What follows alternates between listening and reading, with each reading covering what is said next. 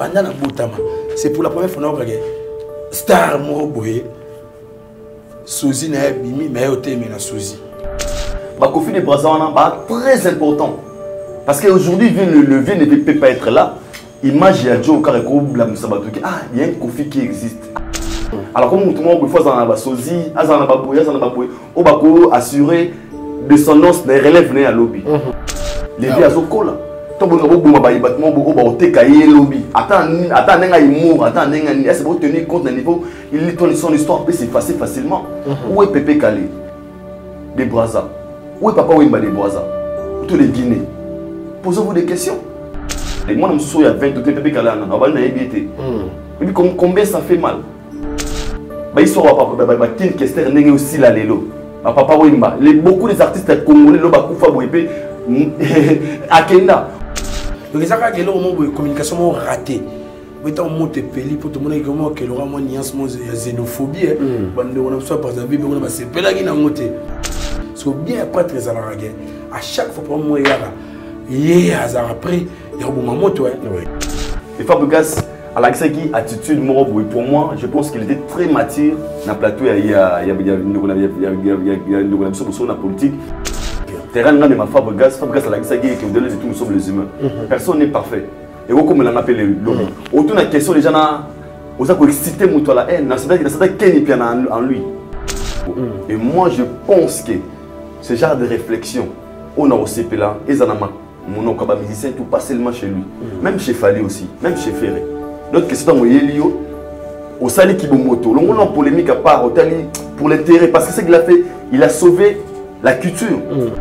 Quand on politique, on a fait très bichard, vraiment, pour maîtriser le terrain. Pour il faut le quand la musique sera à chaque fois, quand il reçoit un musicien, et c'est ça qui a monté à ma vie. La température est à l'élo. Fabriquer ce roi au Tumba, tu es bien. Mais à tel vie, vous avez comme famille. Là, si j'ai montré, il est très sensible. On a vu que ma famille, tout ça, la kebanango, parce que ça risque de rattraper tout le monde. Il faut prier toujours que nous avons bien fait ça sur ma balle. C'est important. Au sol, le bouton à moi, c'est moi, qui n'a pas de comme stabilité à Bolingo. Tu vas souffrir toute ta vie. Mais sauf qu'ils ont salué grâce. Aujourd'hui, les gens donnent l'exemple. Au moins, l'exemple de JBT. JB est erré. Parce que la femme de JB trouve toujours de bonnes personnes. Les gens qui sont capables de gérer la femme et ses enfants. Fali, quoi ça qu'on revendiquer pour lui, à mon danger, il sent que son enfant a comme un obstacle à la carrière et à la vie. Alors pour arrêter cette hémorragie, il y a des manières pour on peut punir l'enfant. Tout le monde en tout cas na Congo, mutamayele na Congo papa Lutumba. Alongola moi na yeli boso na comme héritier. Na bi que tout le monde en internet malgré pas tirer moi qui était. Le faire Kolongola tatouage voilà. Cela ne veut pas dire que enlever le tatouage de Keina, c'est enlever l'ADN dans le sang de Keina. Keina reste la fille de Fali pour pas vouloir ou pas. Oh moi na sala qui plus fort. Kolongola comme tata na donc mais manque de respect. Parce que la Bible tout moi en Éphésiens 6:1 et si quand puis Robert a 7 il y a moi na obéir papa. Papa m'a baisse à rater. Papa ko bota 4 Keina bana ka ya bongo lo Keina. Mais Keina on bota Fali pour pas te jamais. C&C Service Fret. Pour envoyer vos colis à Kinshasa, Matadi a un prix défiant toute concurrence. Une seule agence maritime, C&C Service Fret. En France, 23 rue Anatole France, 94 400 Vitry-sur-Seine. Référence SK Exotique. À Kinshasa, immeuble Beaumaillé Musique, 2 rue des Avocats, Limité, 1er rue, Funa. Référence en face de l'église du pasteur Wallo. Les départs se font 2 fois par mois par container. Paris, Kinshasa, Paris, Matadi. L'enlèvement se fait à votre domicile en France. C&C Service Fret. Au Tietembe, au Moniango. Bien-aimés dans le Seigneur, ceci vous concerne. L'église Source du Salut, en collaboration avec JC Diambilei Ministry et Wafo Ministry organise une grande campagne d'évangélisation avec comme thème « C'est par la foi rien que par la foi ». Samedi 1er et dimanche 2 juillet 2023. De 14h30 à 20h. Avec des éminents orateurs remplis d'onction pour votre bénédiction, Pasteur Jean Bosco Kankou, le jumeau de Bruxelles. L'apôtre Jean-Clément Diambilei, grand écrivain et conférencier international. Le révérend Raoul Wafo de la Côte d'Ivoire. Louange et l'adoration sera conduit par les adorateurs de l'Éternel, Sœur Sandra Mbouyi, Sœur Morija de la Côte d'Ivoire, Sœur Lydine Seya, Pasteur Moïse Matuta, Jonathan Moutanda et groupe GKGD Famille. Adresse, Birmingham Palace 112, 1070 Anderlecht métro de la Croix. Cordial bienvenue à tous.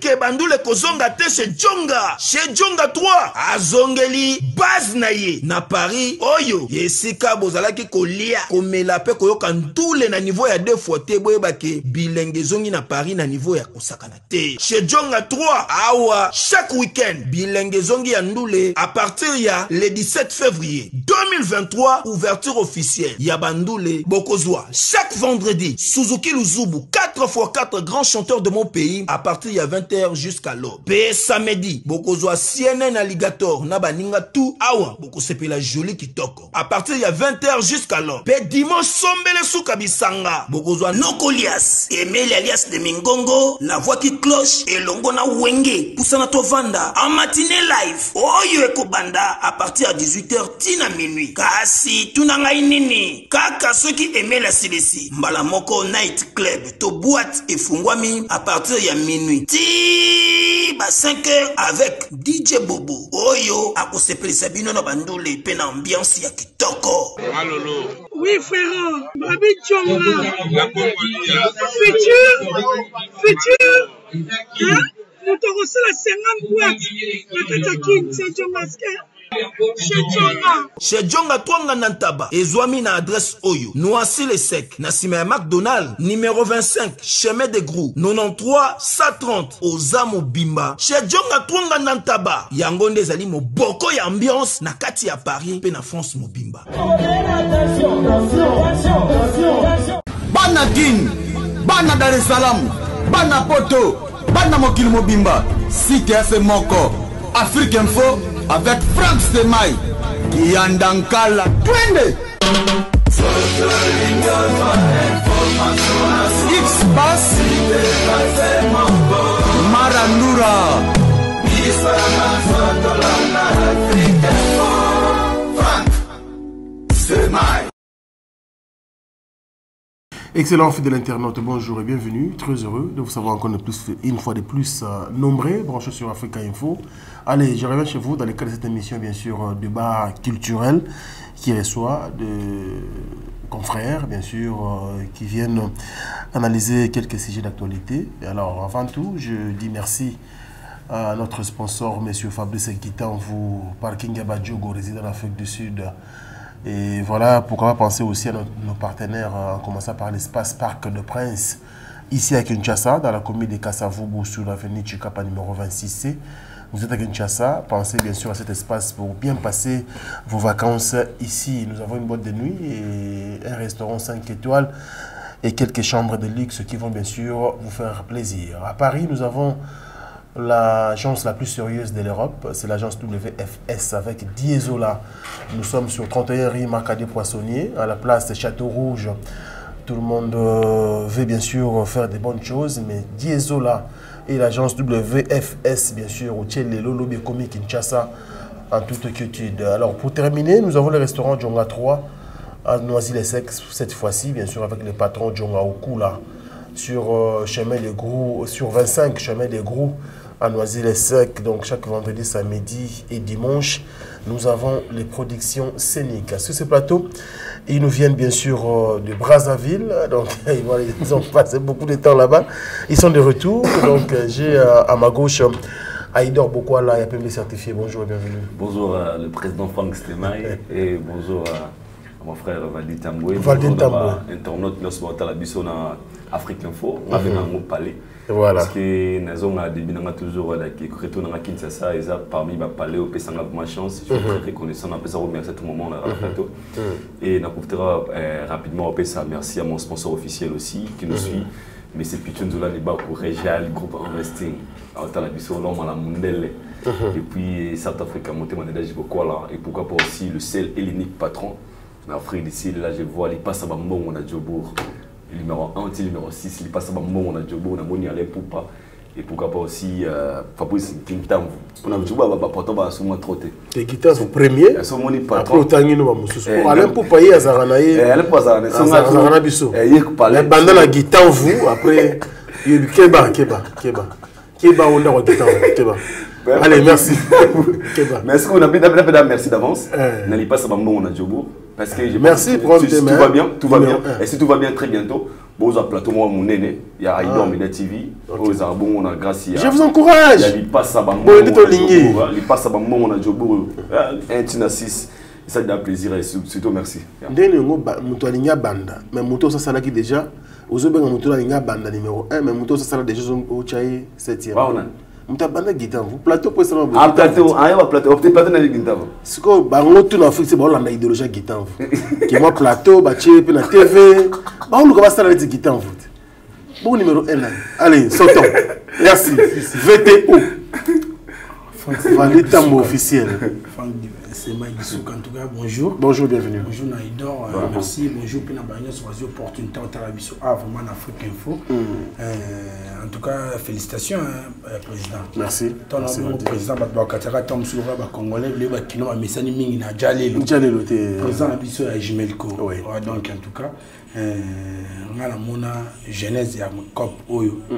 Dans le Bouzi, si je ne me trompe pas, il est à Clark, Jordan Kambal, en tout cas, les autres ont commis vraiment un niveau. En tout cas, j'ai qu'à dire félicitations. Merci beaucoup, Vandy. Alors, c'est la première fois même où le canal émission au débat culturel.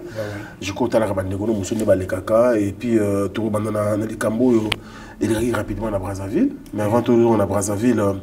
Naïba, parce que vous savez que nous tout le monde a tout à l'ingé Brazzaville. Vous avez non, tout ce banda goûté mais tous amis na bateau ba siraki kozana na biso kuna ou ba pesa biso guetter na gouvernement on vend dans le roi ba tout local les charismatiques Amel Dungu Zidane en tout cas na honorable Romi Oyo pourquoi pas Willy Okango bazaki qui pour assurer kozana biso kuna bazay belé na ba Donald Okili kutu na biso en tout cas mboga kitoko. Très bien.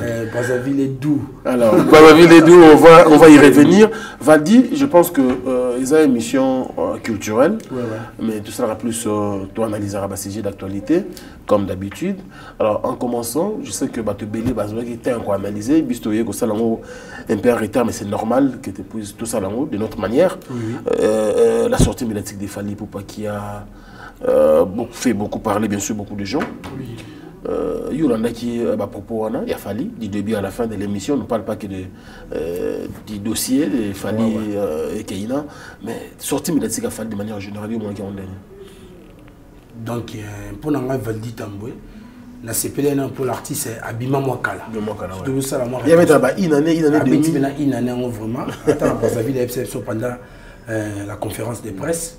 Il a la chance on tourne à Mamouza malgré que tu as coincé dans mon géré pour il y a un maître de cérémonie il y a un géré puis ça nomme comme vous un peu canaliser un autre peu temps il y a bimisani so to zaki vraiment bezala vraiment moi belé mais au la sortie médiatique en tout cas ezala qui toko on a CP non pas communiquer surtout dans ma essentiel pour na sur le plan musical malgré tout baté belé parce ba bombi côté ming à l'obéli ma musique ba ming na vie privée ne ba moni makambo pour tu que communauté na biso les lo baté belé ba vendre na makambo eza vraiment makasi que vous blesser bateau et que vous déranger bateau nous on rendre côté point sensible na moni ba point au esika perdre ko kumisa to ko beta c'était na ba potentialité ya bande konaye ya ba jeune frère na le ko ba vibrator ba gaz fabulous na moni ba na toile ba beta na vraiment c'était ce qui est mauvais na habité en Congo il faut au salarié le moment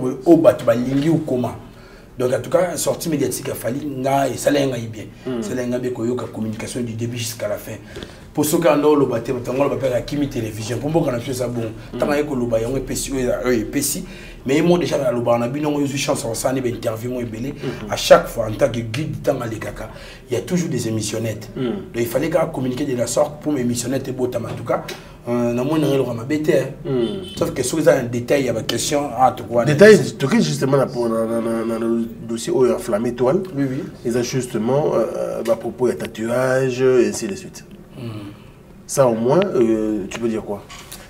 bon papa la réaction à bateau n'est cité na moni bato nous bazo agir ndé bazali ko condamner kutu na biso to alanga nzemo na biso ya mboka na kombo ya Fally Ipupa wapi bazo s'acharner na ye bazo ko attaquer na ba communication ya ndenge nyonso mais ngana ngato sa moi rétrospection mokito zonga na base to genèse ya likambo ngo normalement makambo ngo mama na biso nikimenga na PCMbo te ska la biso depuis Belgique sur aux opportunités à la biso nous na base ya makambo so mutayaka na makambo so ya télévision pour Fally te mutayaka na mambo na télévision tant mambi bandi après avoir ko soana pas de faire bazaka na tata mo siaba na kombo ya mama na sotina Ipupa la sœur a la biso vidéo mo ko esika puis ba audio bimari belé abetel soki nazana zemi ya mapasa nazana zemi ya mapasa mkolo nango l'artiste alors sur le bon cuisine ba audio c'est ça nango na internet pendant ce temps là tant bandi ba communication na kafkaïne wana po batibeli ba CPA na obete po mama fo batela bana boyena boye c'est l'homme so ba bantu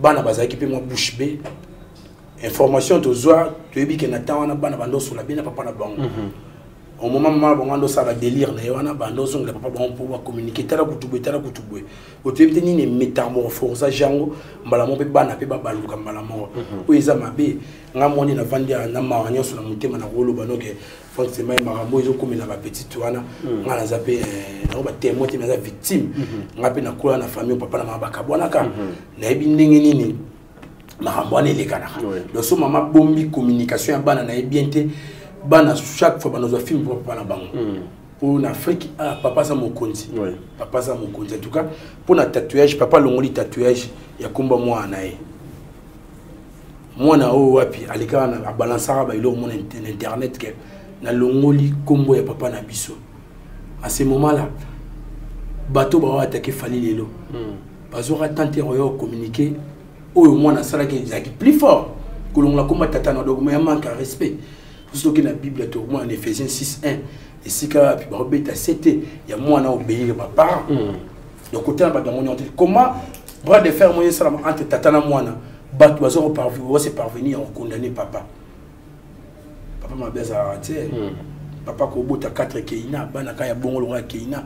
Mais Keina Obo ta Fally Ipupa jamais. Merci beaucoup Valentin. Alors, Aïdor, on a une même réaction, même la question, pardon, parce que ça fait très longtemps, tout le monde était de son remonté. Alors, quelles sont les Valdi, je comprends. Très bien. Maintenant, j'ai fait réaction. D'abord, moi, premièrement, je dirais, sortir mes dossiers Fally, j'avais aimé. Mais où ça va pas ces alliés? Oui, on a une histoire, il y a Macron. Macron. Ouais. Ton Macron, quand on Congo, je pense que le message est très fort. Oyo, il est entre Macron et le président. Mais les Congolais, l'actualité a fallu à Mélissier, Castel, na Bandal. Ok, c'était pas ça qui était important. Ce qui était important, c'était juste le président qui est boué. Le fait que le président était mécontent par rapport à une personne, oiseau fourni, Anasima Rwanda pour nous détruire. Il est en face de nuit, tout le monde a dit niveau de entre le président Macron et Fachi. Mais il y a une qualité à Malam Wanate, Macron a Banda, la Mélie Castel, et c'est cette communication là, il m'a joint des tambours partout à travers le monde. Et bon, bah, aux acquis important, photo là qui ça. Les mon a fallu. Et l'émission de Fally, il fallait parler de beaucoup de choses. Mais le roi Bissou a Congo, moi très sensible à ma fixité.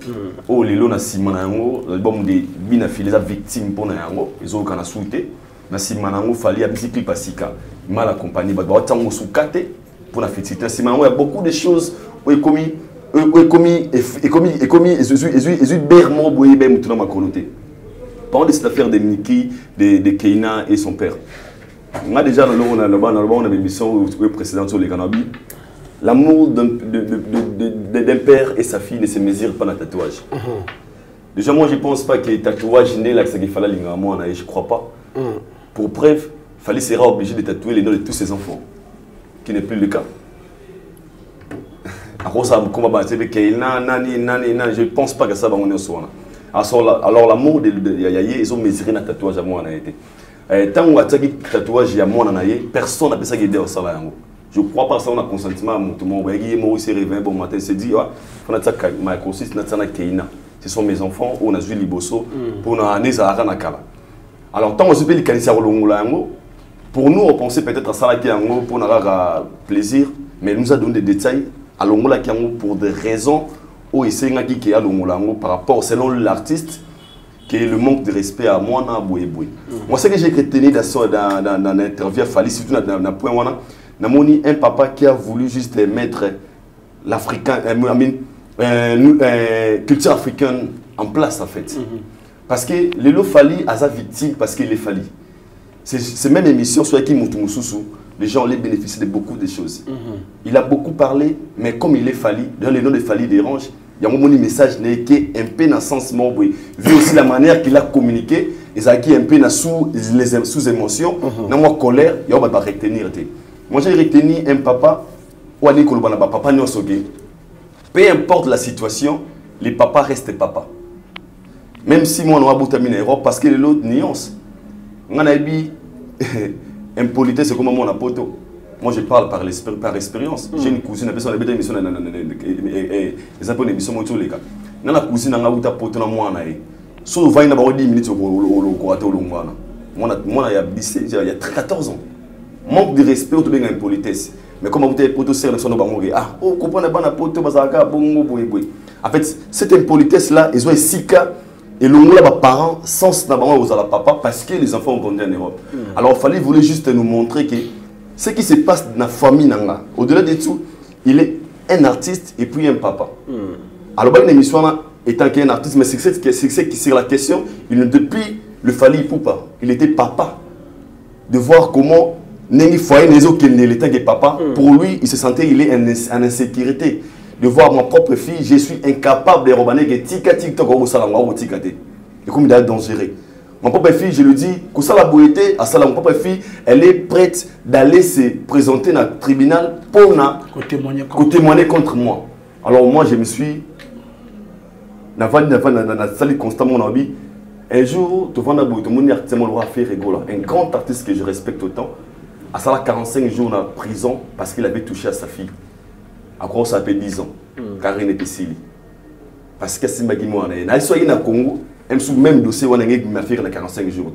Alors, danger, on a tout le monde en côté. Parce que la fille, il fallait qu'on ait un obstacle, il fallait. Ce qu'il fallait qu'on orienter. Moi, les mal, les agarres, il y a des choses qu'on pouvait arranger dehors la caméra. Mais s'il a eu le courage de le dire, oh, tu vas peut-être, c'était pour sauver aussi d'autres papas. Mais d'être la manière comme on l'a vu à Monde, et lui, qu'il fallait, il est irresponsable parce que. Tous entre nous, président, Lelo, Tobota, pour moi, le droit de bien, les amoutons à la moine, à passi, en expérience. Pour le autre, que ça la victime, tu verras une personne, à la première, il ressemble à moi, un milique. Mais il y a fallu responsable. Moi, je ne suis pas pour vous, part à Fally. Non, je part, il y a bon moto. Fally, on ça qu'on revendiquer pour lui, à mon danger, il sent que son enfant a comme un obstacle à la carrière, à la vie. Alors, pour arrêter cette hémorragie, il y a des manières pour on peut punir l'enfant. On a cola n'angili, on a mis master, on a comme le papa a 26, il est vivant. On a master, on a parlé. Son propre fils, il lui a chassé de la maison. Parce que selon lui, des raisons que moi, on a commencé à faire, pendant 3 mois. Voisin à Bisso. Pour les papas, c'était la meilleure façon de gérer l'enfant parce que l'on a bandé solo à salarié. Alors, devant les épreuves, devant les émotions, chacun de nous a sa façon de réagir. Très bien. Peut-être que comme Komelinga, nous sommes en silence. Mais peut-être que nous sommes Aïdor solo font émission. Même ça, vous vérifiez bien. Aïdor au café aussi, nous sommes à l'aise. À vérifier, il fallait comme tout être humain, à cause de la peine, à réagir. Le fait que tatouage, cela ne veut pas dire qu'enlever le tatouage de Keïna, c'est enlever l'ADN dans le sang de Keïna. Keïna reste la fille de Fally pour pas vouloir ou pas. Tu aurais 10 000 conseils dans la télévision. Après 6 ans, après 15 ans, Keïna, si on lui demande c'est qui ton papa, il dira c'est Fally Poupa. Alors moi je pense qu'il y a intérêt au bout. Surtout au côté, ça les pour les contre. Tout là que c'est en réalité. Est-ce que tout le monde entend pas? On a fait un exemple. On a fait écoute à l'on a mis un nouveau soin. Attends, mais on a écouté ma kila etanga. Mais soit écoute au bêtiment la domba, ta mère là, tu n'es ni moi on a betinga. Attends, mais razogi ça qui va compter à été, va compter qu'à pour le bêtiment la domba. Alors devant les parents, l'enfant reste faible. Là c'est automatique. Peu importe les niveaux, fallait aller na TV ça li boye. Comme c'est les papas qui a l'obligation, a le droit de comprendre que mon père soit celui qui prend la raison. Ce que j'ai retenu en général aussi, je peux dire, Là, je parle par expérience, moi aussi je suis victime de ça. Il faut prier toujours que Nzambe appelle ça extra sur ma balle. C'est important. Aussi, le bouton à moi, si moi, que na bali, tu as comme stabilité à Bolingo. Tu vas souffrir toute ta vie. Mais sauf qu'il Nzambe salue aux grâces. Aujourd'hui, les gens donnent l'exemple. Ah, au moins, l'exemple de JBT. JB est erré. Parce que la femme de JB trouve toujours de bonnes personnes. Les gens qui sont capables de gérer la femme et ses enfants. Très bien. C'est une nuance. Le long ami dans la première, il y a un bon côté pour perdre la banque sous les perdre sous vital caméra. Mais ce qui mère la chose les gars qui ont la première finance, tout premier il y a PC volume solo. Il y a des obstacles pour la vie de JB Pierre. JB ne le sent pas parce que sa femme les enfants ne dérangent pas. Bah la première la raté. Mais ce qui au bout de moi si, on dit que moi si on a un problème de volume de finance. Il y a un risque parce que la femme a une incapacité aux zones, mais elle va utiliser les enfants. Parce que on dirait que la position passée. Aujourd'hui, notre sœur Niki avait un homme où elle était déjà mariée, très stable. Merci. La personnalité. En fait, moi j'ai retenu beaucoup de choses dans cette émission. En fait. Merci pour ces belles analyses. Oui, rapidement. Les gens qui ont été la télévision, dans le réseau, ils ont taxé d'un irresponsable. Ou puis, ils ont fait ça, tout le monde a vidéo, comme ça. Sert na biso Niki Mengesika puis azokumisa tata ya bana nenga girara bana bana nga basufakate pour bazana papa bana nga balata bilamba pete bana nga balata ba dudun ba manteau ya likola ba 4500 bana ngai somo mo bana zara sikizaka délire na bango. Donc surtout zongi ma kantissima mon que tu comprends que na départ bazaki bien mais n'habité et loko ni excité maman pour abimisa pour ça maman et bimaraté ya bazeme ma passe pour les longs enfants semaine roba mais na so Niki aleka ba voix ses ali mais na so les car lobi que ngana za na zeme ya ma passe a communiquer na cousine que zeme za ya fali siko lelo toke na ba 2 ans bana maman et lobama bana ngo bazala wapi so pe ba botama te so ba kufa wa Pierre Tombal na bango. Tu vois là où les bas blessent. Si on a fallu, au moins il fallait déplorer le comportement abusif il y a moins.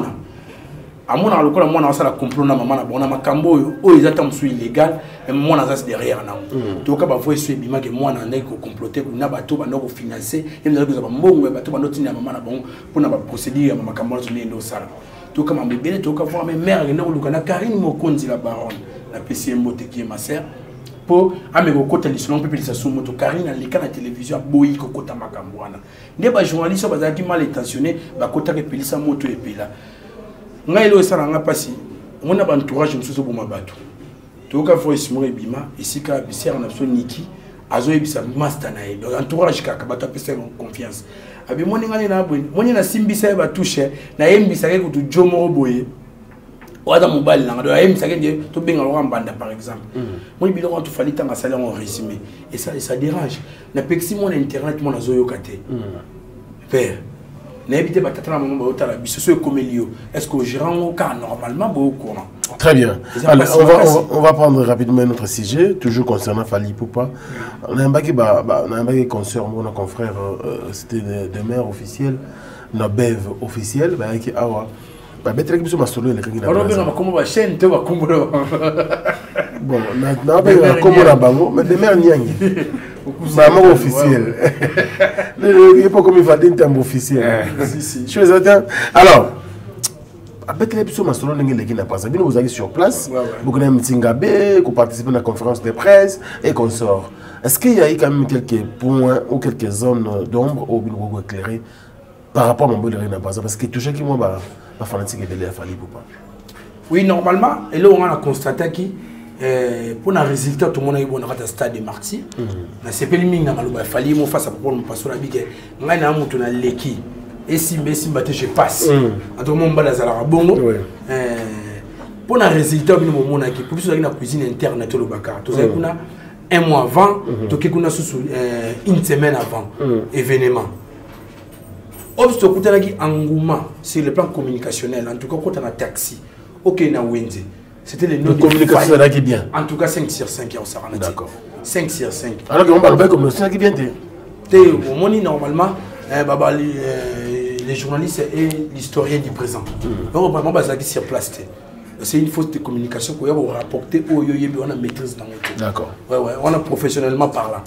Donc on a un mois, donc il y a une télé ça sur le viaduc et ça 7 km. Donc on a ta musique, tu as pas couteau. On a un peu de chafouille, pas couteau bon. Déjà Masaki. Quand il y a une télé pour y aller dans centre ville, tout le monde a tout ça qui est placé à collecter information. Tu as donc aller passer par tout ça la descente, tout que yo karaba vie à warrior, en tout le monde dans sa ville, fallait ça na fanatique ba tata mibimba. C'est même possible là qui ça par rapport à la génération Wenge, nous soit garda ka ban na fallait na ba warrior ba tata mibimba dans sa ville. Tout le monde ne s'est préparé, ba ça la marinière dans ba t-shirt, ba banderole, mais bel tout le monde qui. Mais pour moi, que le jour où il y a un concert, il y a ma cantine, il y a un Canadien. Tout comme il y en a, tu écoutes à Milongo. Donc Milongo fut l'Indien, il s'est placé pour qu'on ait sa place dans le stade Alphonse Massamba Débat. Non, avant de commencer, on a dit voilà ça qui est carnaval dans Brazzaville. En tout cas, il y a une image dans Baptiste Mario. Angouma au Baptiste Mario donc il y a une nzarate ba ko sauter. Angouma o ezala ki wana ya osakana te papa. Bon. Les mêmes jours à concert. Ngana 10h, fana ta chemise mona dagi wana ya ils venaient ba climatiser quoi. C'est qui a couleur noire. Normalement ndenga na yebelinde ba kutu na so ba Gilles Vassimba na ba Hervé Malien ba colisation na Njili. Il faut respecter ma loi, comment changer dans le micro. Climatiseur noir, il faut changer noir en akati. Soit il y a pembo, il y a pembo. Tout le monde a besoin de ça. Il y a noir à changer la pembo. Il y a quoi ton esthétique. Nous on est à Kiyuma. Na kena wenze. On va bien sola na tombola. Pendant que somba, singler notre genre de chemise. Na écoute ta communication. Singler on a débardeur hein. Attention, singler. On prend la balle. Oui ouais. Sous-vêtements on tient la 4 débardeur. Oui débardeur. Nanzela lisoleza ramoko pona tamula na makolo vraiment tina kende ba mongali wana lisoleza moroni fali abomisa abatu wana skora wenze de masola bongo oui on ngana yo somba singi na OK concert mais après ça en retour fa pesa ba pièce abina OK concert anani boya ebita ke ngana ikuta ikoto mais ana episa ba bina mo wana ma ele te concert mutu wana yo mo ba ndeko le moni ba kufa ikuna te en tout cas la communication oyo ngana contre campagne on le sale hein.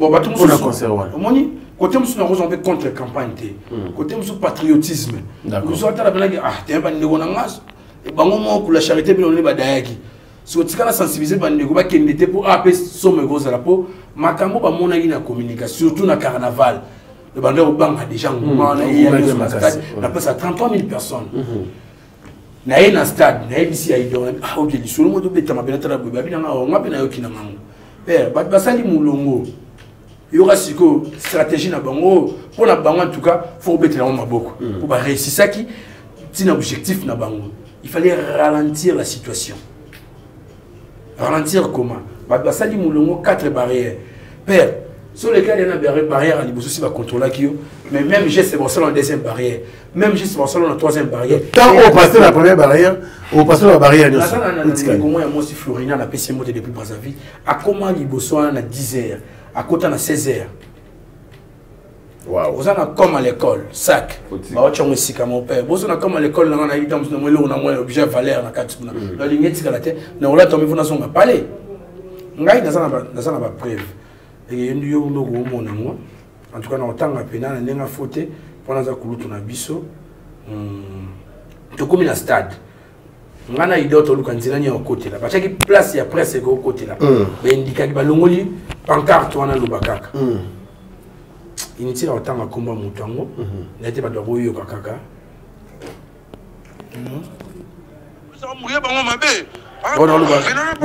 Je vociférer dans le banakanda. La police a mouillé bango mabé. Ah, quoi c'est bango bena quoi c'est bango saranate. Ah. Je me suis sacrifié, je suis tout au stade. On peut retrouver quoi c'est battu en saranate la police n'a habité. Ah, petit bébé matin malibanda. T'as la photo dans Kamakio. Faut te rappeler la date hein. T'as dit que le 27. Le 27 na 17h52. ya photo wana bato ba quotidien na stade mais porte ga ya kufungula po bima na terrain kuna 17h50 ya bloqué siko police na bango PJ ande mona bisoté ninga mabeke so na sama différence akanda makasi na comprendre ça pourquoi akanda makasi kana moi mutu va filmer abengi dit congolais tu as tu n'es toi tu es congolais non abinonga ya awa tu peux filmer là-bas bon cigarette là à respecter à bon cigarette à l'année c'est pas que le bani makambo pour kota mamba batunya souté à l'année que le bani soit makambo ndanga kota ça na moni mutu na t-shirt ya RDC Congo abina cha on a poche mutu na drapeau RDC Congo de mon événement so c'est pas qu'on a appelé drapeau non habiter drapeau mon kota tu mutu na paquet cigarette n'a dit na conseil de sécurité et kota pourquoi mutu est en sous na robandeni na tous babi téléphone longola tous tcha mopanzi qui na téléphone ouais ça mais sécurité c'est pas grave pour ralentir nous sommes ralentir 4 niveaux et 4 niveaux à barrière malimbe sur le message on est à 17h52 au wapi moi ben non il y a eu une communication aux équipes qui tout ça là peut doser si qu'on attend on a il y a battu soit connait na 4 PS stade bandé ko bima le message na ngana na le temps comme na no ebisate battu bima ah fallait on peut pas kala wana na limbi na biso pour normalement porte il fallait fungama na 10h non et fungama sur la 10h voilà on va organiser la police dans nos gérants pour la moni kulu tanga était le ngombe azoya ko senga passer place spéciale ba warrior bazana couvre gazon oui bi que porte na moneza ki ya fungama bato ba ki avant ba mi côté le ngwanda mais bato ba ki soit après midi police na ofungula moi na temo killer donc on va rejoindre ce que les maires par rapport à Maloba qui a concernant que la télé on était sur la région de bon Maloba d'accord Aïdo t'es dans la région de Bangoté on y va la région de Bangoté parce que déjà le fait j'avais suivi dans les frères c'est ma sœur des mères et des bébés sont mes frères j'avais senti que Bandai au solo là sur des choses qu'on va vivre réalité dans Bangoté si là je dis c'est réalité Zakinine réalité Zalaki ils sont allés fêtes il y a 100 personnes comme les invités que les gens se sont présentés 100 mais na 4 des JG bango vraiment quota pour invitation moi ni wana chaque fête c'est chouette parce que tu peux aussi dire que na sécurité na niveau fongola wana ba quota ta ba invitation té les gens qui se sont présentés bazaki qui please que des bango bigisa piaka na sa live mo vers 19h30 les gens sont na chaîne na ido mais la télévision na tamusi caméra c'est quoi les plans c'est les gradins ils ont la plainte ba compter en nombre de 30 000 personnes wana par rapport au etondi si maman zaki na si maman na podium ya ki vide et ngai na ye to bane ko s'inquiéter pourquoi a ba ba vandate na ke ti pas ba policier pourquoi ça chose sur podium le général fiston coloqué témoin les vivants a on na télévision adna kele ko interview général on a tout na bango pourquoi ba to bazate so bona caméra boya nabi est-ce que na rose une interview policier abi non tu peux pas me filmer abi espace où tout est vide parce que c'est réservé pour la police tout ça là pour protéger l'artiste et les instruments pour preuve que fallait Zaki il y avait une personne qui a une arme dans ma caméra natala qui on sait histoire vraie c'est un podium on a une arme nous qui pour là c'est un problème déjà pour nous on a comment d'insécurité donc c'est à la vide concert a fallu tourner qui il y a une plein craqueté si parce que je comprends les gens les premiers l'image où on a un stade des martyrs les gens ont besoin on a même image alors que la réalité était différente Ouazaki Brazzaville na Brazzaville pour eux pour un stade na bango à l'aise faut pas en attendre pour respirer débordement pas étouffé voilà moi je me pose les questions ceux qui plaisent à qui un débordement tout plein craqué car après concert il y avait 3 mois ou 4 mois et c'est donc toi deux ans bien ni question na mituna ngwana et l'image de l'artiste aussi donc deux ans bien parce que la communication il y a beaucoup bon wana itondaki mais à qui plein craqué parce que moi je ne veux pas après pour dire par exemple maintenant que si ma bateau peut-être on a contredit bande konanga bango je les comprends quand da air bango bakotaki les signes bazalaki ils n'ont pas vu de réalité aux aki les agnasima on à partir de 19h ba sola ba lembisaki ba bando kota les images sont là ba bandi ko kota à partir de 19 ba 18h et 19h juste full masse il y a des lives les ali ba bandi ko kota so tam aussi caméra les images sont là ba to ba bandi ko tonda au bas au loba ce qui est clair c'est-à-dire fallait tourner qui en retard. OK. Tourner qui en retard. On a quitté par rapport à la stade, on a peut-être 13h, 14h, 15h, non. Là, c'est plus le cas, même 14h, 15h, stade allait planter. Mais à partir de 18h, 19h, stade, on a besoin de foule, besoin de masse, ou c'est que l'artiste est habité. Il y a un moment, même le programme qui est prévu, et ça m'a quitté, vu le timing. Et puis, Faline avait à se changer, quitté, pour ça qu'il est concentré, non. Parce que le timing, elle est mouquée. OK. Elle y a Mataki. Qui t'a changé à ta très bien, merci beaucoup. Là, vraiment, moi, je suis contre ça. Et là, c'est ça que Franck Stéman. Mais quand même, bakutaki ba cocktail Molotov, bakutaki ba machette, bakutaki ba arme na stade. Oh, mais même ceux qui sécurité, moi, bien sûr que c'est bien. Mais moi, j'approduis la bêtise, la police vraiment beaucoup. S'occuper, crois-moi. Sabotage, moi, ils ont un concert, ils ont un casse. Très bien, on a compris. Mais si on fait retenir ce que tout le monde a une communication, moi, il y a une semaine, 5 jours avant le concert, au Wapi, population, il y a un télémé, l'artiste, Roga Missine, Roga, habite dans le stade. Père, les gens qui sont à l'étranger, tu viens jouer les Sika Oyo, bango mona ba betate. Donc comment on va alors, donc dans la manière sur les notions tout autour il y a ma sécurité, il y avait aussi des consignes, il y a gérance. C'est clair. C'est clair, on a solo libre, très bien. Alors merci. Tout le monde est quand même passage.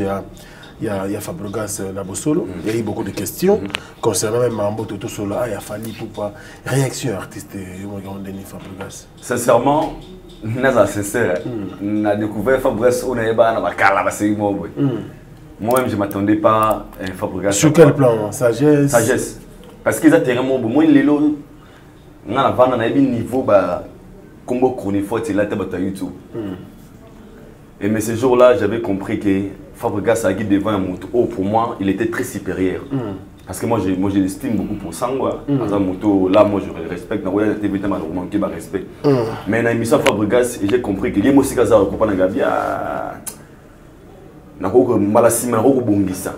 parce que plusieurs polémiques et bima lelo dans l'émission c'était excité par rapport à ces questions. Tout le monde a question. Oui, moi, ça, il y en a question. Oui, non,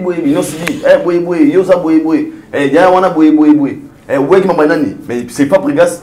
Fabregas avec ça, super congolais à la théâtre. Et puis, c'est un qui l'a zate. On lui parle de la réalité, on a vivre en amour. Et Fabregas, à la attitude, pour moi, je pense qu'il était très mature dans le plateau. Il y a une politique. Oh, je pense que la politique, on va retenir dans tout ça. C'est dans la vie. Tant que la TV pour ça va donner des leçons. Moi, je suis plusieurs de ces émissions. Moi, leçons, et moi, je pense que hier, Azaki est vraiment très inférieur devant Fabregas. Terrain de Fabregas, Fabregas a la qui au-delà de tout, nous sommes les humains. Personne n'est parfait. Et comme on l'a appelé l'homme. Autour de la question, les gens ont excité la haine. C'est-à-dire qu'il y a en lui. Ah bon? Je jure devant, je pèse bien mes mots. C'est-à-dire qu'il y a piano. Pour quelle personne une question? À la pose à moi, je suis maillot, si vous nous abonnez, si vous ça c'est quoi, vous sans dire. Moi, je suis solo, il y a un ailleurs. Elle permet à permettre de manquer le respect par rapport à la tic. Il y a trop d'esprit YouTube. Il y a polémique. Mais Fabregas, par sa réponse, j'ai compris que dans la vie, il faut faire la part des choses. Au-delà de tout, nous sommes les humains. Dans la température, il y a les lots. Fabregas, on va au Tumba. Tu es bien. Mais à tel yobi, vous allez comme ma famille. Là, si j'ai montré, il est très sensible. On a vu que ma famille, tout ça la kebanango parce que ça risque de rattraper tout le monde. Tant que beaucoup la monde, tant que comme mature, comme un âge membre, on se contrôle la été. Pour preuve, tant que bimarabo tout ça, apparemment, ils sont à parler. Autre chose, ça n'a pas la balle, la mère va être battue. Alors, Fabregas, encore une fois, mon frère, merci à vous. Surtout le fait de reconnaître Abi. Total non marambo, total la ouastal na musique à Congo. Et moi, je pense que ce genre de réflexion, on a au CPLA, et Zanama, mon oncle musicien, tout pas seulement chez lui, même chez Fali aussi, même chez Ferré. D'autres questions, au Sali Kibomoto, l'on a polémique à part, pour l'intérêt, parce que ce qu'il a fait, il a sauvé la culture. Après, pourquoi il s'est moni assez, par rapport à il s'appelle, il est tellement bien très fragile. Après, avec la terre, moi, je ne sais pas si je te awa faut yani kambu ya corporation pour te protéger mon quoi biso pour sinon tu risques surtout qu'on a mis dans Fabregas encore une fois maestro na bengi bandeko tout balinga idor mais d'achive babonner tout que nous streamer gomme vraiment c'est une personne qui réfléchit donc et ça les gars plaisir très bien on a dit Fabregas comme chez Bossolo en tout cas na hôtel nyonso les kanaki na communication entre Fabregas na kutu na biso sango mais ils ont confirmé tezo batebele batambola na sur toutes les lèvres que bisonné ba pandi sango to boma culture en boka oyo en tout cas il y a tout à l'heure que sango za mutu mo respecter da ya na biso vu l'expérience pe musala mais le pena ali misanga na benga ende ba en français le mot qui convient c'est journalier ou journal pit ou journalope donc un mauvais journaliste musala ça qui lobby donc avec une question aux excité inviter notre interlocuteur. Et comme c'est comment qui m'avait pour la réponse à Fabregas. Ceux qui Fabregas a répondu non la question dans un sens. Non tout ça pas la m'inquiéter. Il y a des questions il doit tout à l'heure. Sous au futur de vendre autour dans la blague. Il y en a il dort sur bonnet en bêta. Donc moi j'aime la robe il dort bêta en fond la barre en bêta. Il dort pour il y a son droit des réponses et pélissima en bébé. Donc la question il y a une question bien calibré donc par exemple citer Fabregas alobaka kamabe omoni car na question et funguli brèche mo wana ke kuluta comité na double discours donc la shit ya réponse ya Fabregas kuluta changer maloba à se rattraper car la Congo lexicomatisation en tout cas pesa nga moyen au santé comme on a bail obstacle le roi ba idole bon c'est tergiversé na muso mike en tout cas na pour ça muso ya mo évidemment ya on va en vouloir de tout gagner c'est toujours de perdre. Si on va na côté politique, on avait très bichard vraiment. Pour maîtriser le terrain. Pour la côté musique, à chaque fois quand il reçoit un musicien et puis ça quand moto ya mabe. Ou soit tu as une question mal posée et l'artiste n'est pas qui na pepewana. Ce question en tout cas, na aussi que Mbalasima ameka fait ko bongisa pour azana a miroir munene ndenge ali c'est un miroir munene c'est que l'obésité et qui ridicule na oyoka réponse à Fabregas face à question na on a bengi donc lui ben un mauvais journaliste un journaliste. Très bien, merci beaucoup. Alors on y va un peu rapidement parce que nous courons derrière le temps, raison pour laquelle nous avons bâti sur question mingité pour il y a beaucoup à faire après bien sûr cette émission. On va parler directement Koffi Olomide a suspendu au moins tous ses porte-parole et tous les membres de son bureau, les cas sont médiatés. Sinon, journaliste, on a posé à Ayamba, l'un des membres du bureau Oval ou un porte-parole du quartier latin, il faut à contacter. Pourquoi? Parce que après mon émission avec M. Eddy Diora, qui est le manager de l'artiste et aussi directeur de production du quartier latin, tout le monde est créé polémique sur la toile. Lara Manana Valdi est créé vraiment polémique sur la toile. Mais après décision qu'on fait, le milieu était un patron de son groupe. Bon, une décision fantaisiste kaka sur le plan communicationnel pour tout yebi. Dans le bomba mailongité, n'imba orchestre entreprise wane kindelara. En tout cas, nous avons besoin Eddy Diora le plateau na haute sans autorisation. Il y a mutumo son le parc alors ça dit qu'on a. Mais bah portement bah les carapés sans autorisation oui toi dans le monde de la musique hein. T'es mais ce qu'on fait au PC poste ninia. Azam manager artiste et directeur de production du groupe. Azam mutu ande mo ba ya musu ba chara ba suki pembe na mutu te le ya va ya communiquer faut un échange.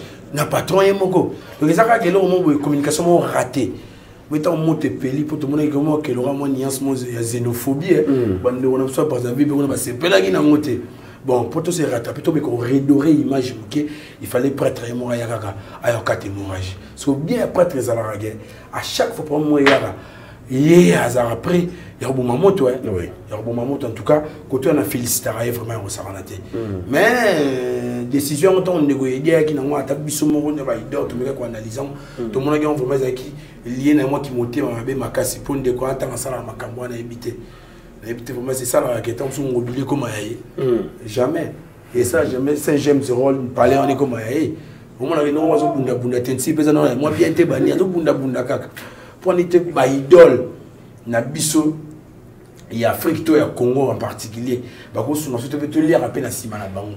On a une place, il y a des artistes, surtout Bandeko Basalami, Gisozi. Pour moi, Bandana Boutama, c'est pour la première fois que Star Moroboé, Sozi n'a bimi, mais au thème na Sozi.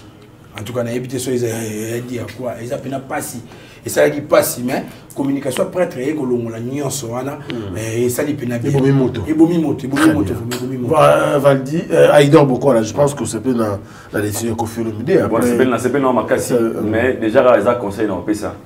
Puis on a nos banangaï, conseil n'a pardon trotté. Si.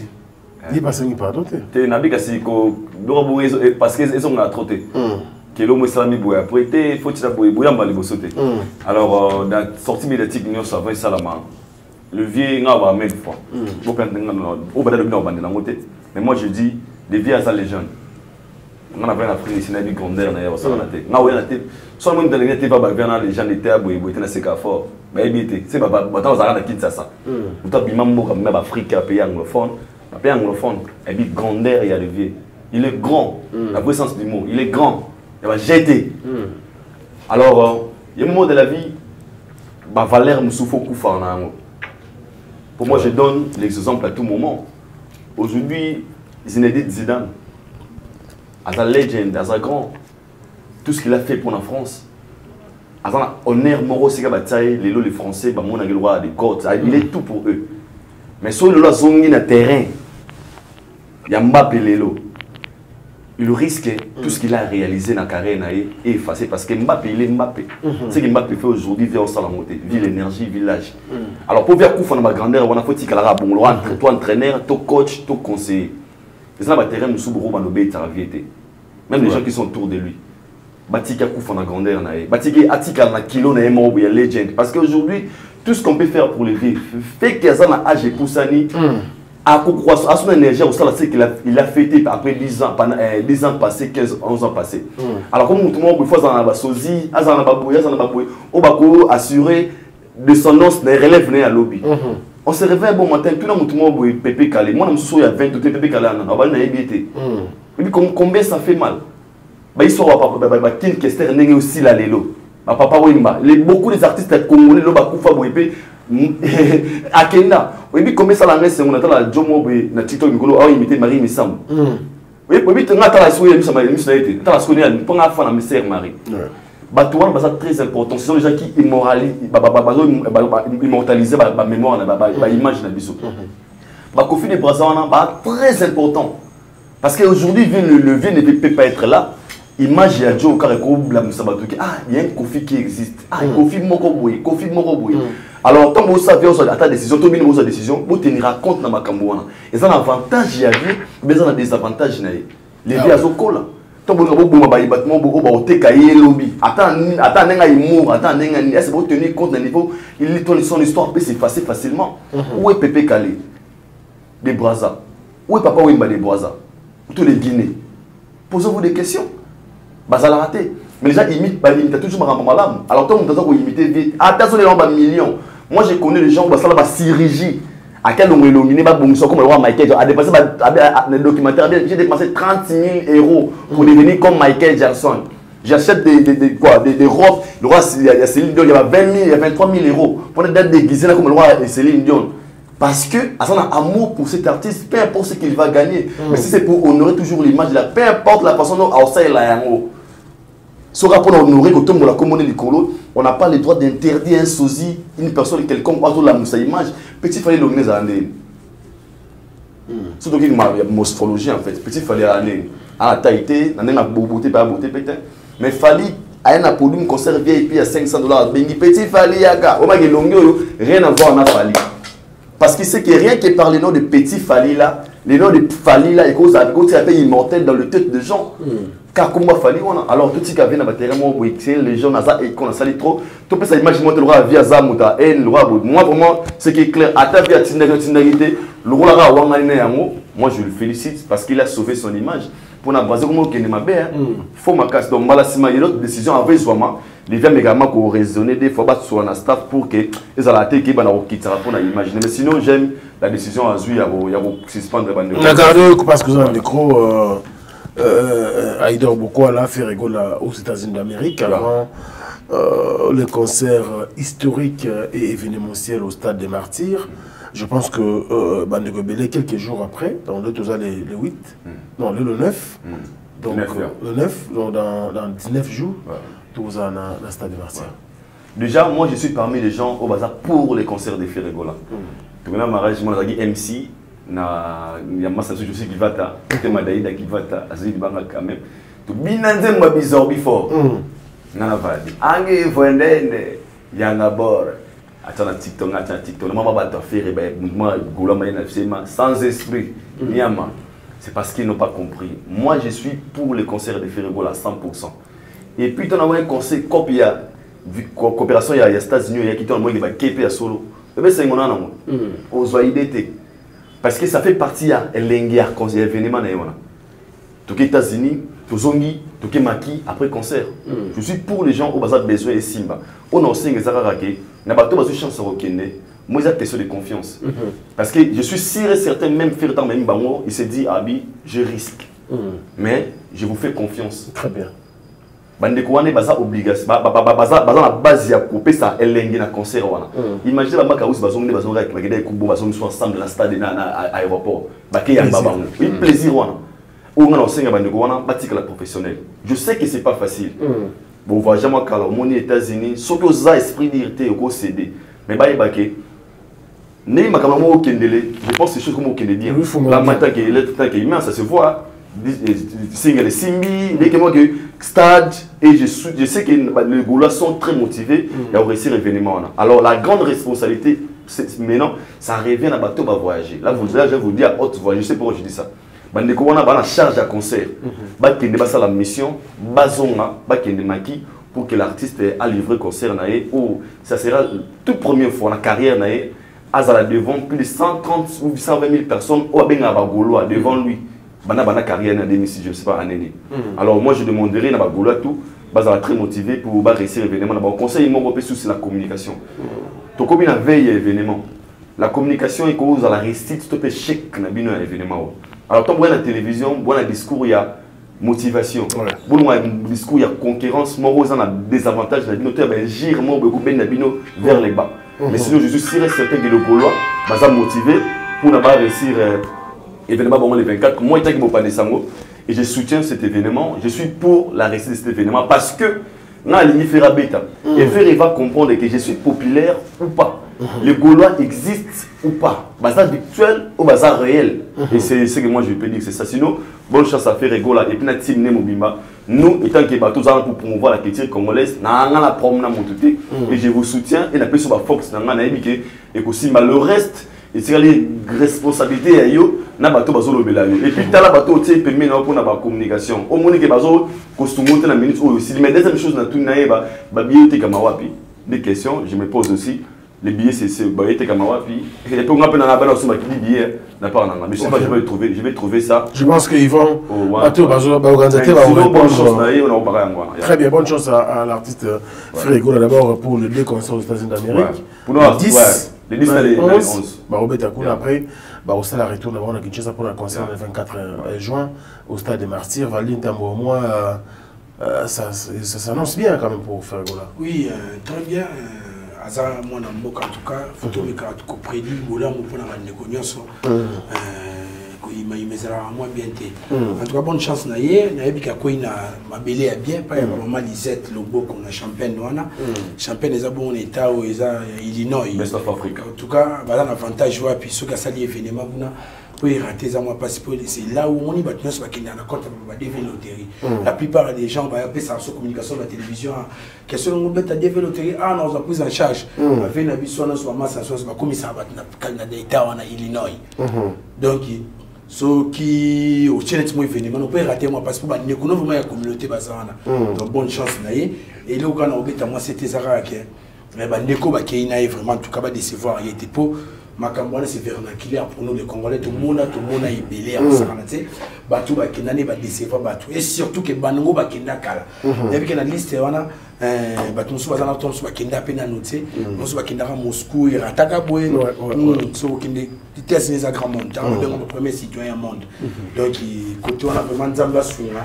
Alendi samité manabango ba meka okimate pour et ça la vraiment kitoko mais là au monde na beta na mona kamopé eza bien aux États-Unis mais surtout son sama makantisima na moni na habité États-Unis Jésus de Niance akango na boule ya ko préparer ndule ya stade alors que on est pas mis là alors ba ki ba profiter ba ça fait maki kuna pour ça maki les États-Unis na mona comme na mona wana tizana mo eza mo erreur moké pour les États-Unis to ko musicien pour ya na ndimité que bon musicien payer car tu as un bilamba ne balinga to ba kabeleke bala fa ke va na ndako batabando landa bien na makiti bo makiti eska bokei fanatique bando ya kuna les comme ils la distraction le changement makambo na héritier watana ba komi Afrique d'ici la na Cape Town na Jobu abishak juba to kabambongo bazo mona kiza distraction photo zo makini donc normalement le kwaza makini faisait la kana kini bon.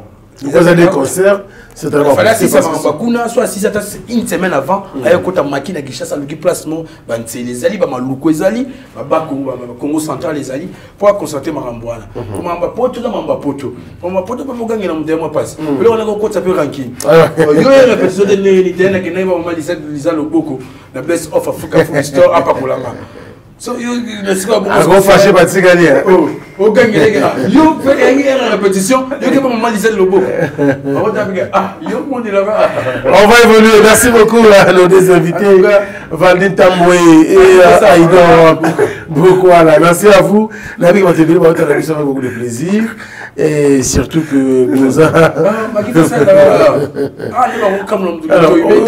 oui quand même autant les vidéos Inosbi la façon dont Inosbi s'est exprimé par rapport à Marambo Zaroleka sur terrain, intention à communiquer sur le déconcert caritatif aux Obetamana la Goma, mais au moins tenir saisir à côté aux Obéki ce concert est payé pour la Rwanda la Rokinobeta. Alors, et comment ça le col est comme déranger mon carrière et artiste? D'abord, premièrement, il faut dire la raison, il faut pas ça maquiller non. Pourtant, tout est dans ma cassilo. Ça maquiller qui? Mais juste les des concerts, les 10, les 11, les 12, ma cause. Donc pour répondre à la question maintenant. Alors, je crois que faire rigolo là, Baya Manakin. Les États-Unis on a dit ça. Je crois que c'est la bien. Une semaine. Parce que la tournée sur le stade, c'est un stade de Syrie, parce que pour la tournée, il y a États-Unis. Oui, normalement, merci beaucoup pour la question. Moi, je dirais, je crois que c'était Maï. Inosbi. Inosbi, moi, je dirais, au moins, les longs, il faut faire très attention à la communication. On a un grand, oh, le grand valeur, aussi là, jusqu'à. Par la communication. Très bien. Moi, je suis un joueur qui a été à Bali. Et je suis un joueur qui a été joueur qui a été à Bali. Eh, non, non, allez, on a un joueur qui a été à Bali. Joueur qui a été ah, joueur qui a été à Bali. Ah, alors, il faut faire très attention à la sortie médiatique. Et quand vous avez un manager, il faut, quand on est professionnel, il faut vérifier même. Ceux qui m'ont donné les émissions, même dans la conférence, on a sorti, il faut travailler l'artiste, comment parler à la télé, c'est très important. C'est ce qui fait défaut. Ah, on a Congo, on a ces problèmes. Moi, la musicien, tout le roi à star, tant que ça l'émission, tant que ça la conférence de presse, il ne va pas tenir compte de l'autre côté, il dit que aux gens ont répondre, sans tenir compte de la question que Yaka wana pour Nabaeba, et au lingo le sur ça. Déjà, les messages de nos sur la la conférence de presse, sa manière de parler, elle va grandir et l'obité. Mais il y a moins grave, elle est sérieux. Attends, il y a expliqué pour moi, je pense que le moyen très sérieux, c'est vraiment très sensible. C'est la question sur personne à Tunio, na maman abino, na maman nano, sauf au bon manan. Quand tu dis, oh, t'es papa, maman, sauf raison à bon ça d'aga, faut pas la bon maman. La question soit réfléchir à la parce que c'est ta maman, il me dit au monde, même de cette question. Et que ça, on va réfléchir, que moni par rapport à Bouybo, parce qu'on connaît tous des réalités. On a la vente dans mon Inos bi na émission sango. Abingai babenga ngai pa ambassadeur des États-Unis na bolinga Congo na ngona roke na makambo na te na quoi ko se présenter. Ah, l'équipe Ali, Patriote, il m'a raison la caille, il m'a. Donc, on va saluer l'équipe et ma belle collègue à Macron. Parce que, pour la Goma, il est la personne le mieux placée au Akoki Koloba Makambo, à haute voix, plus qu'il va falloir, plus qu'il va ouer. Charité. Koko santé. Attends, la mission côté, mission baronza, ngabu ngabu, la tena zaso dinga, tout le monde a ido, $100,000 aussi mission à Rwanda. La mission à Maté. Faut la barater. L'image, je suis un homme public. L'image que je peux donner, parce qu'il il est suivi. Juste par sa réponse, il faut influencer mon moment. Bien sûr. Pour moi, Rwanda, pour moi, notre mouvement Rwanda a danger. Pour le Loscoyo, au monde qui a passé aux aveux. Ce qui est clair dans tout ça, on a vu ce que France 25 mondes, ça dit. 25 mondes. Donc, mon yango a quitté, mais moi, c'est que son plus grand problème, c'est moi. Deux fois dans la vie, quand on vient demander pardon, il faut être drobi. Pourquoi santé? Personne pardon va justifier pardon. Aussi, papa, mon abongo, ma moléque, je ne comprends pas, le baboé, mais pardon, papa, il me semble que je suis un amour de ces pénalités. Et ça, pardon, mon côté dans mon thème. Alors, lui, il veut s'excuser, c'est demander pardon. Mais la manière dont on s'est là, on dirait, il faut qu'on fasse convaincre Abatou. Mais, en général, moi, je peux dire que c'est un Congolais, c'est notre frère. Où ils ont laissé épée ça. Parce que le mec est plus pire que ça. Donc, quand on a la télévision, il faut communiquer sur quoi, surtout la question sensible, tel mot, tel que vous êtes patriote, il faut savoir qu'il faut répondre à le rôle un homme mature.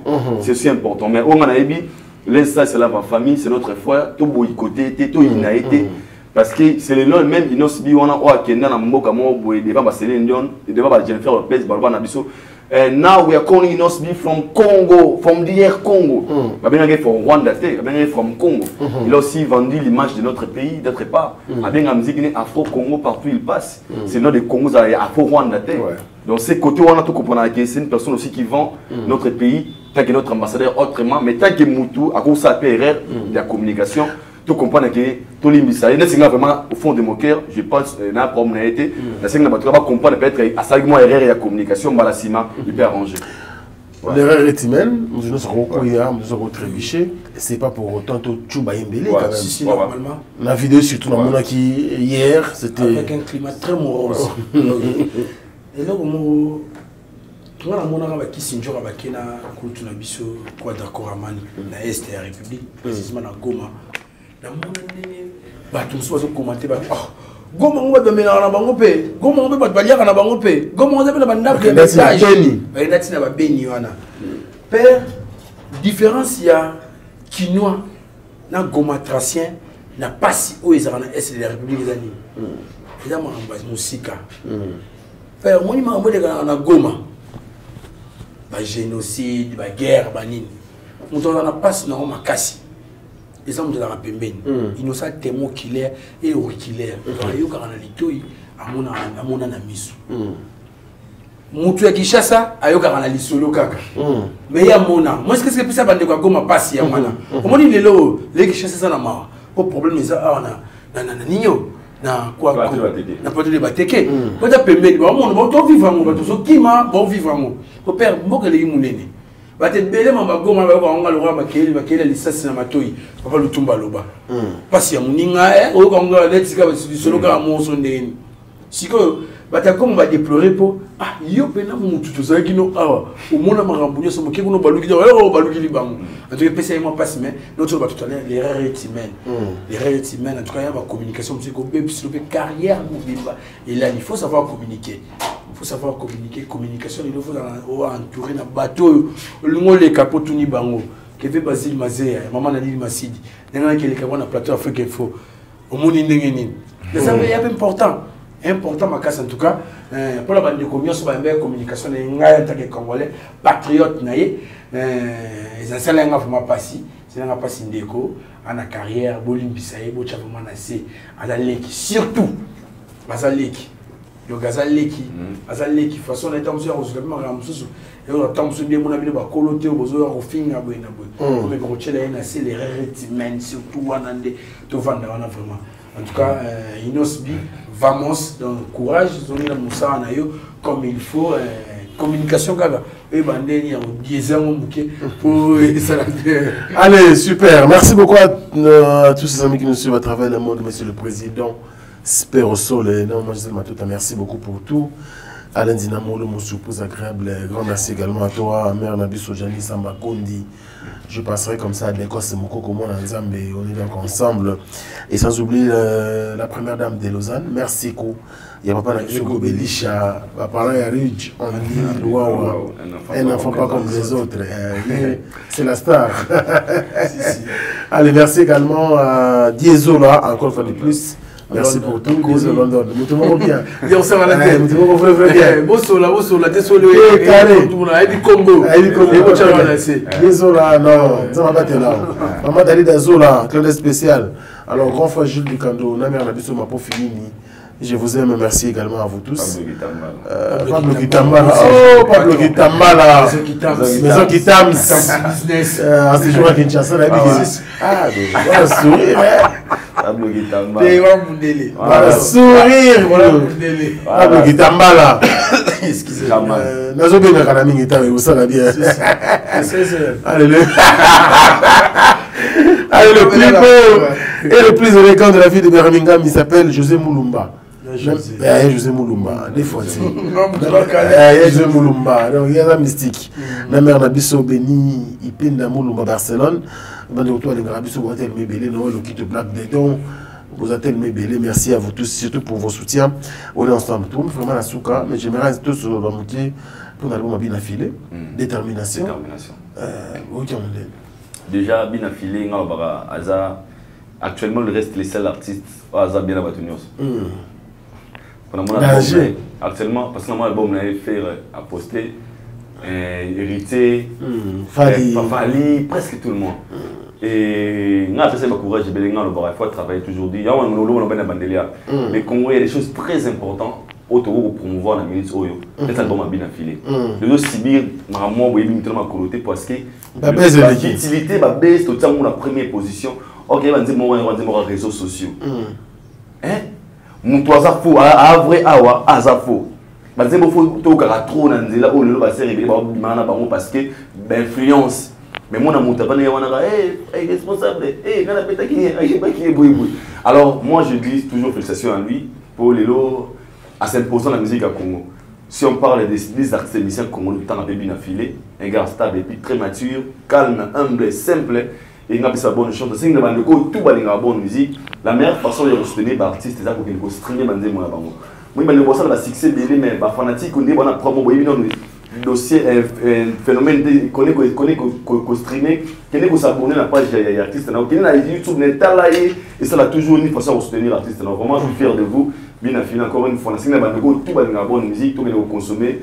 Album et détermination, l'artiste est bien affilé parce que, dis-moi bien ça, on a un fanatique, il y a les réseaux sociaux. Et puis, les gens vraiment trop, vraiment, encore une fois, force à vous, mon frère.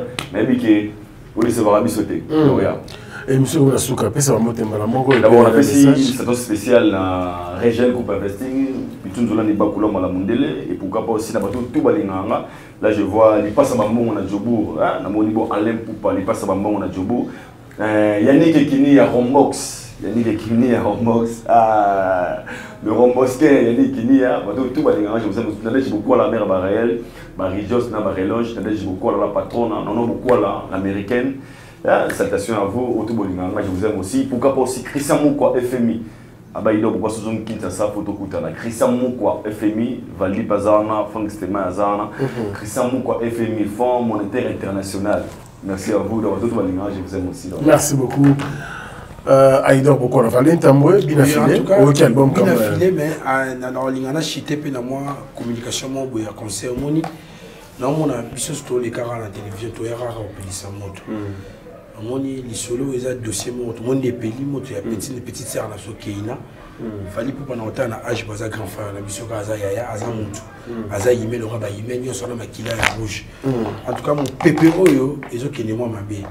Là, je m'adresse particulièrement à Serre, je pense que ma sœur a été Niki Menga, ou à présent, maman est banane. On y va le barana, pas un sobabantou, tata, il n'y a jamais qu'on pousse à la confou comme là. Moi, c'est impossible. À casa, il va se voir ça, il va se voir ça, mon thème. Tout le monde a erré, ça va me bénir, qu'il y a comment tu vas balancer la conversation privée, maintenant, sur la tata, dans la place publique, à l'ongoli combo, il y a papa, il y a papa, comme il m'a Nous sommes à Cabéré. Il faut autant l'émission d'Adjou. Si, en tout cas, c'est. En tout cas, Dadjo a bêtisé. Bravo à Maman Dalida. Bravo à Maman Dalida. En tout cas, ça lui bien. Il fallait dans la famille, c'est un fallait dans la famille, on a Noko, on a Bandeko, tout le monde a Noko, des éléments, il fallait bien un cerveau. C'est une tête au plein réfléchir à Gito.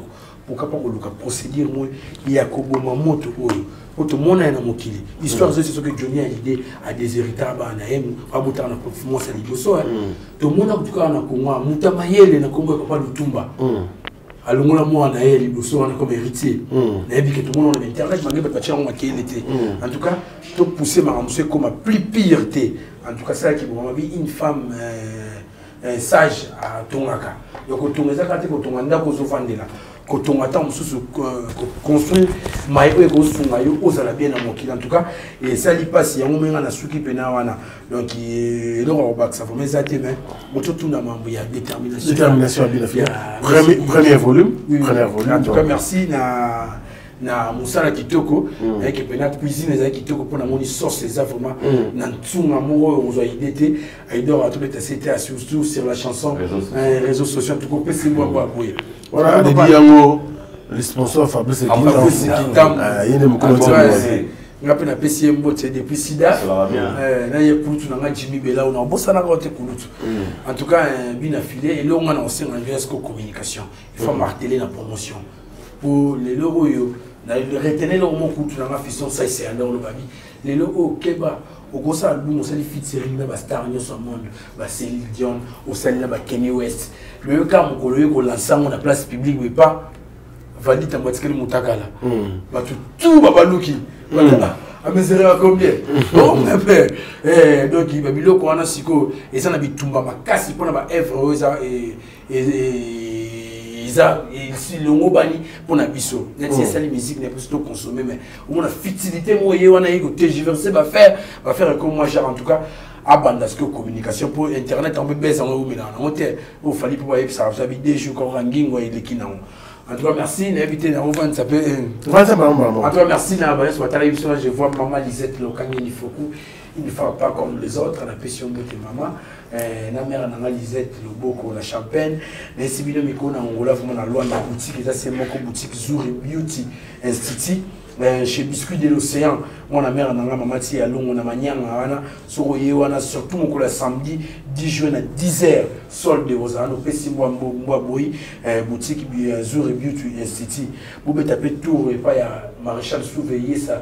Na yolo izo pourquoi pas père na ngaipe donnant tout mon appétit au mot tenait que vous avez belé à vos sakanate sans oublier les boss Junior Wemby babi le sultan d'Angola Lisa Queen Navi qui est commis boss Junior Wemby na pétion boté bazamo et belé PDG d'Ali Ibarra depuis par sa ville en tout cas PDG Osakaka on a mis qu'on a vécu au Tino na pétion boté kutu na biso Kalizature Jojo Alitalia tu me bouton de contrôle bazali belé au sakanate au kutu ali no mokemo London na ya Willy Okango honorable Modi Frank Sema Isuka Mondenge Soule Kao Kazarana Ndegonaye Fali Poupa na Mboko RDC Congo na Brazzaville pe Motoza c'est honorable Romeo. En tout cas, très social, il y a aussi un Kouloutou, Tokuta Nakalate. Merci beaucoup. Donc, spécial, il m'a fait Koulouta Soroga Par Beta. Oui, le 24 juin. Malgré le voice, c'est bien, il m'a vu sur ma molette de Kouloutou Kaka. Non, on a préféré. Donc, on a 24 de la Franza. Voilà, courage. Olga Mawete, Mokonza Kabelo, Belgique, donc on est ensemble. Merci beaucoup. Nathalie Bissopé, Nabino, Aïdor Bokola et Valérie Tambonabi qui est à Rotterdam. Rotterdam Bissou et pas Raman Kota, le Njilois les plus célèbres. Oui, vraiment Njili. Ah, Isco, le Njilois les plus célèbres. Dans la célèbre, Raman Kota. Il y a à Rotterdam. Il a passé moi de main. Prêtre, faut où y aller on a la polémique de Debi Batu. On peut dire ça maintenant. Raman Kota. Angeli. Le roi d'Angeli on a adopté. Il y a un Poitiers ma page. Si tu regardes la boy Angeli TV, les plus célèbres. Vous devez célèbre Malé la Bayaka.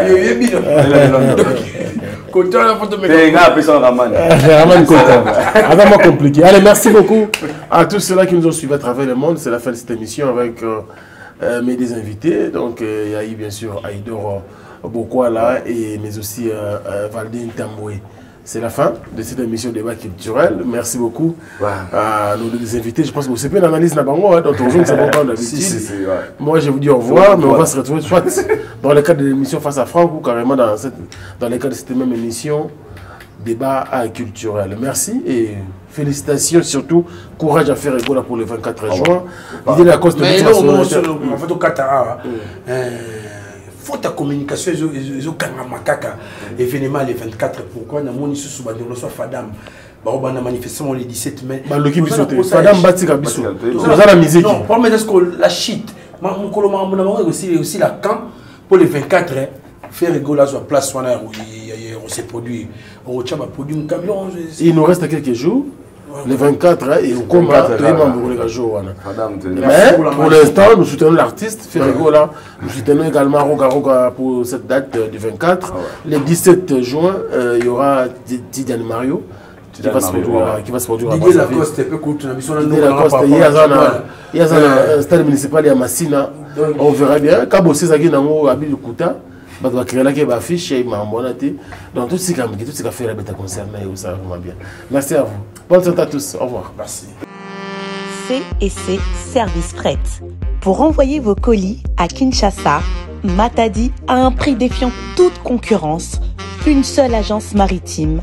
C&C Service Fret. En France, 23 rue Anatole France, 94 400 Vitry-sur-Seine. Référence SK Exotique. À Kinshasa, immeuble Beaumaillé Musique, 2 rue des Avocats, Limité, 1er rue, Funa, référence en face de l'église du pasteur Wallo. Les départs se font 2 fois par mois par container. Paris, Kinshasa, Paris, Matadi. L'enlèvement se fait à votre domicile en France. C&C Service Fret. Au Tirtembe, au Moniango. Bien-aimés dans le Seigneur, ceci vous concerne. L'Église Source du Salut, en collaboration avec JC Diambilei Ministry et Wafo Ministry organise une grande campagne d'évangélisation avec comme thème « C'est par la foi rien que par la foi ». Samedi 1er et dimanche 2 juillet 2023. De 14h30 à 20h. Avec des éminents orateurs remplis d'onction pour votre bénédiction, Pasteur Jean Bosco Kankou, le jumeau de Bruxelles. L'apôtre Jean-Clément Diambilei, grand écrivain et conférencier international. Le révérend Raoul Wafo de la Côte d'Ivoire. Louange et l'adoration sera conduit par les adorateurs de l'Éternel, Sœur Sandra Mbouyi, Sœur Morija de la Côte d'Ivoire, Sœur Lydine Seya, Pasteur Moïse Matuta, Jonathan Moutanda et groupe GKGD Famille. Adresse, Birmingham Palace 112, 1070 Anderlecht métro de la Croix. Cordial bienvenue à tous.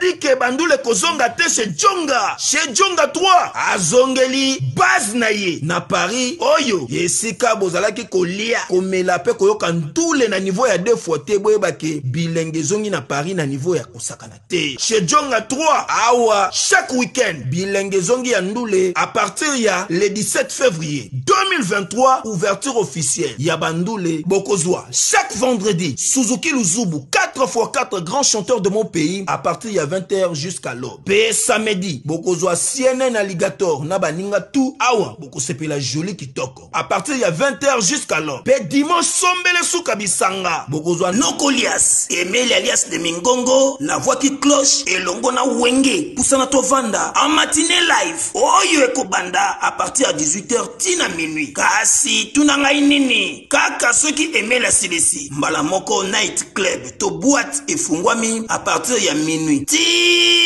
Ba 5h avec DJ Bobo. Oyo akosepelisa bino na bandule pe na ambiance ya kitoko. Alolo. Oui frère, Babi Djonga. La Congolia. Futur. Hein? Nous te reçons la 50 boîtes. La Tatakin, c'est Djonga. chez Djonga Twanga Nantaba ezwami na adresse oyo Noisy le Sec na sima ya McDonald numéro 25 chemin de Grou 93 130 Ozamo Bimba chez Djonga Twanga Nantaba yango nde ezali moboko ya ambiance na kati ya Paris pe na France mobimba. Bana Guine, Bana Dar es Salaam, Bana Poto, Bana Mokili Mobimba, CTF Moko, Afrique Info avec Franck Semaï, Yandankala, Twende. X-Bass,